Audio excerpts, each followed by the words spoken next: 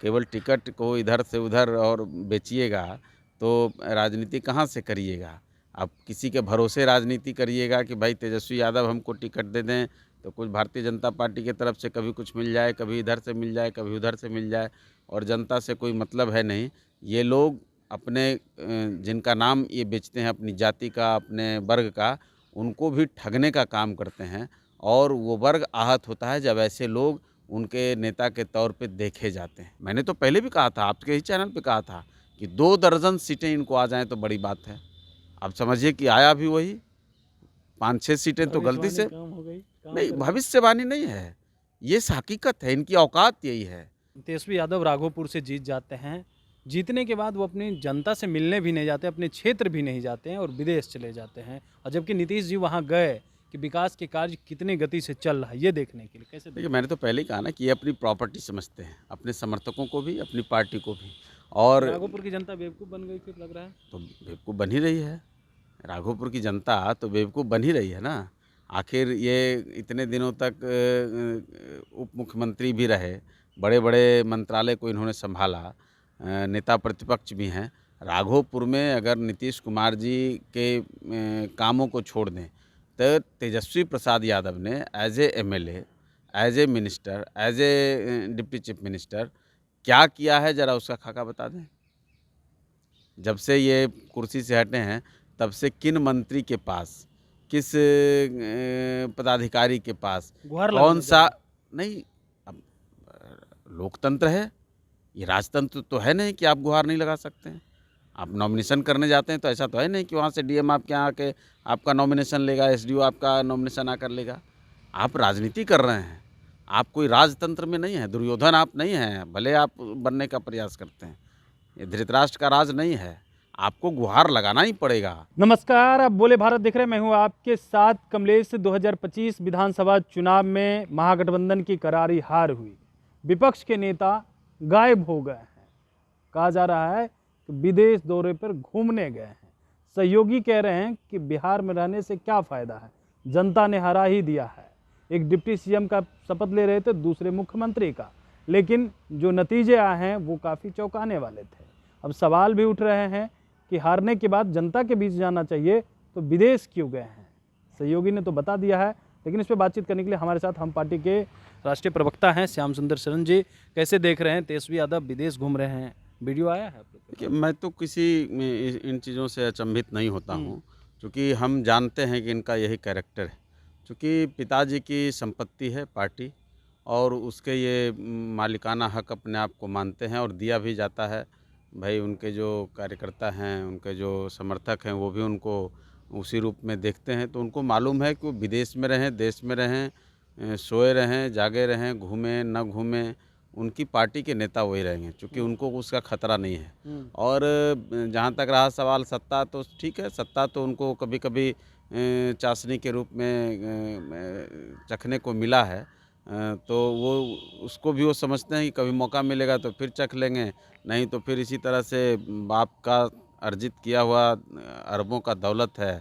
अब आप लोग इस रूप में भी समझ सकते हैं कि हो सकता है वहाँ कुछ बड़ा व्यापार वगैरह कुछ सेटअप होगा, जिसकी जाकर के इसी बहाने वहाँ जाकर के कुछ खैर खबर लेते हैं।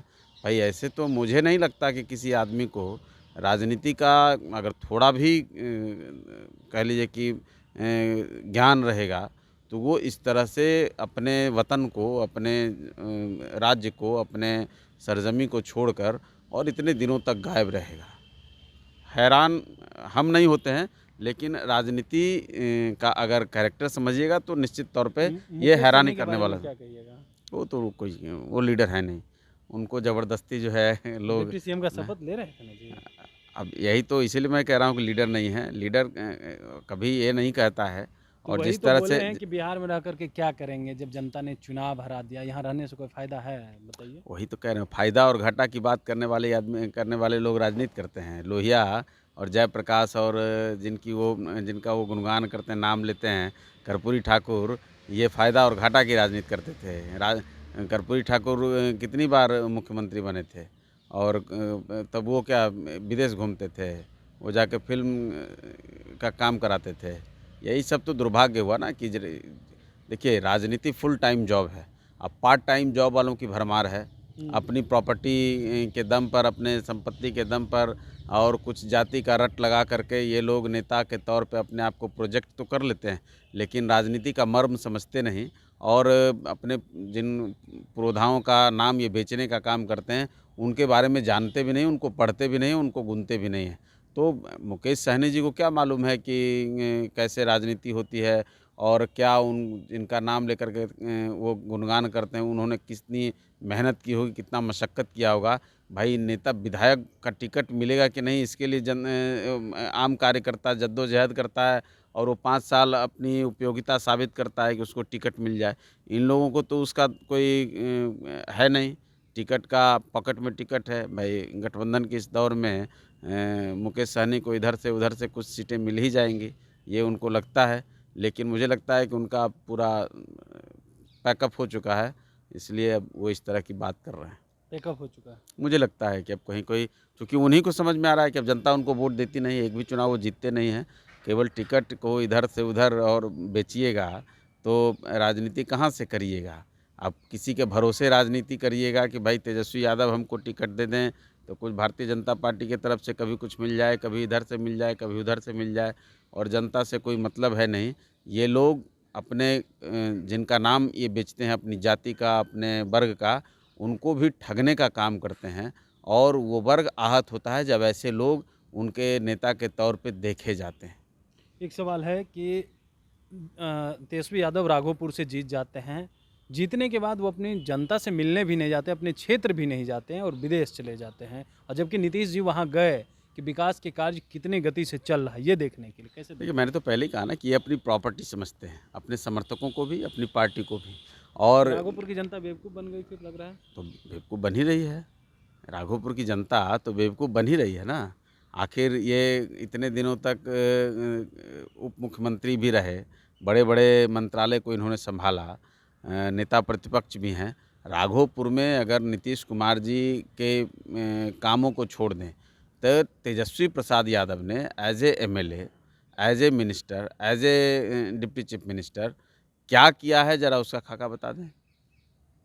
जब से ये कुर्सी से हटे हैं तब से किन मंत्री के पास, किस पदाधिकारी के पास, कौन सा, नहीं, अब लोकतंत्र है, ये राजतंत्र तो है नहीं कि आप गुहार नहीं लगा सकते हैं।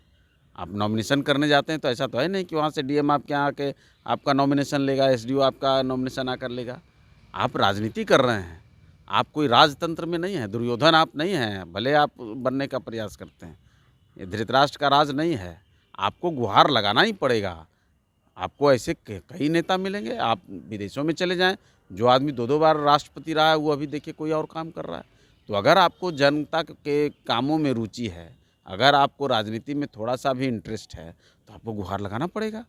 या तो वहाँ ऑफिस मंत्री में का गुहार आप लोग, निश्चित तौर पर आप गुहार लगाने का मतलब थोड़ा है कि जाकर के पैर पकड़िए, लेकिन आप चिट्ठी तो लिख सकते हैं, आप क्षेत्र की समस्याओं को तो लिख सकते हैं। आप जनता से मिलेंगे नहीं, आप क्षेत्र में घूमेंगे नहीं, आपको कैसे आइडिया होगा कि क्या है नहीं है। पहले तो राजतंत्र में राजा रात में वेश बदल कर घूमते थे, अपने गुप्तचरों पे भरोसा नहीं होता था, वो उसको भी जा कर के चेक करते थे, वो भी देखते थे कि सही से काम हो रहा है कि नहीं हो रहा है। आप लोकतंत्र में इस तरह का गुमान रख कर बैठे हैं, इस तरह का ईगो रख कर बैठे हैं, तो भाई आखिर क्या होगा। मैंने तो पहले भी कहा था, आपके ही चैनल पे कहा था कि 2 दर्जन सीटें इनको आ जाएं तो बड़ी बात है। अब समझिए कि आया भी वही 5-6 सीटें तो गलती से नहीं, भविष्यवाणी नहीं है, ये हकीकत है, इनकी औकात यही है। इनकी औकात 2010 में हम लोगों को समझ में आ गया था। 2015 में नीतीश कुमार जी ने इनको आशीर्वाद दे दिया, ये वापस हो गए।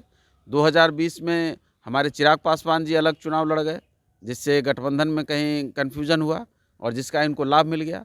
बाकी राष्ट्रीय जनता दल की औकात इतनी ही है 15 से 20 सीटों की। अब 5-6 सीटें तो गलती से आ गई, वहाँ भी कुछ राजग के गठबंधन के लोगों ने आपस में बढ़िया से तारतम्य नहीं मिलाया। अगर मिला लिया होता तो ये दर्जन भर आते। तो मैंने तो पहले ही कहा, इनकी अब क्षमता इतनी ही है। पिछले 2-2.5 दशक से लालू परिवार की हैसियत बिहार की जनता ने बखूबी बताने का काम किया है। बहुत बहुत धन्यवाद। देखिए, हमारे साथ हम पार्टी के प्रवक्ता श्याम सुंदर शरण जी थे। इन्होंने कहा है कि 2.5 दशक से लालू परिवार को जनता ने इनकी हैसियत बताने का काम किया है, इनकी हैसियत यही है। 2 दर्जन से जीत गए अधिक अलग बात है, लेकिन इनकी हैसियत यही है। और सही से गठबंधन में थोड़ा और मजबूती होती तो 1 दर्जन ही विधायक इनके जीत पाते। बने रहिए बोले भारत साथ, बहुत बहुत धन्यवाद।